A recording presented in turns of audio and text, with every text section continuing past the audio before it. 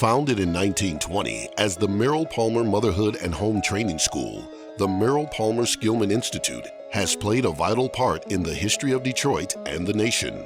From the beginning, its innovative approach to education and science has served the interests of children and their families. The vision of its founding benefactor and namesake, Lizzie Merrill Palmer, has guided the school for a century.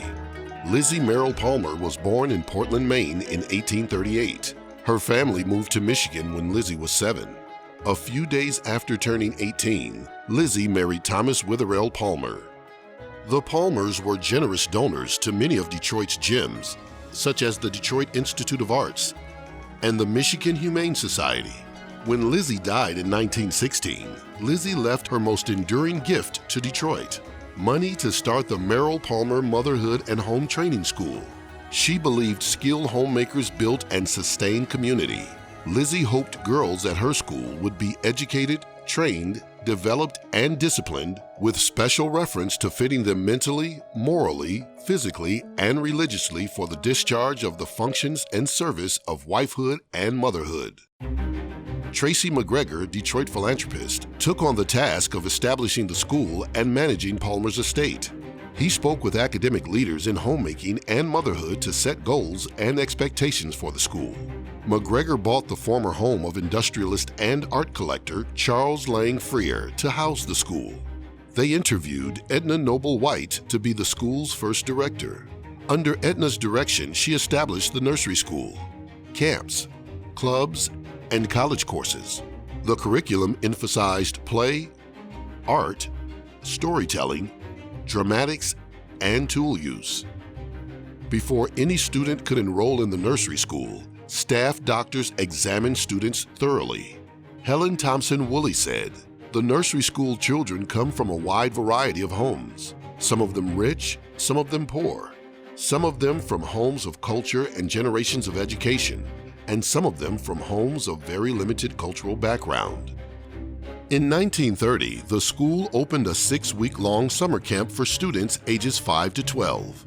As Merrill Palmer School's programming grew, so did its research. There were many forms of research being done, including researchers testing infants' memory by measuring how long an infant would look at a familiar and novel picture. In 1923, maternal child nutritionist Icy Macy Hubler joined the team. Hubler embraced the idea that the school's research was conducted in the service of training students and supporting the community. Her work with the school led to her establishing the Nutrition Research Laboratory at Children's Hospital of Michigan. The Merrill Palmer School enrolled students from over 160 colleges and universities from around the world. These students, who were from different backgrounds, shared cooking, cleaning, budgeting, and other household duties and formed close friendships. Yet as late as the 1960s, students were warned to stay on the block and not to venture into nearby neighborhoods or cross Woodward Avenue to Wayne State University. These warnings reflected attitudes about race and gender.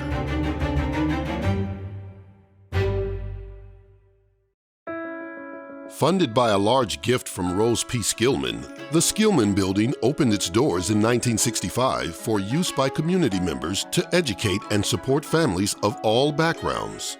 Keith Osborne, chairman of Community Services at Merrill Palmer, served on the National Advisory Committee and began the Detroit branch of the program. The Head Start program still exists today and has served over 36 million children. Merrill Palmer also explored ways of reaching deeper into the community through new media.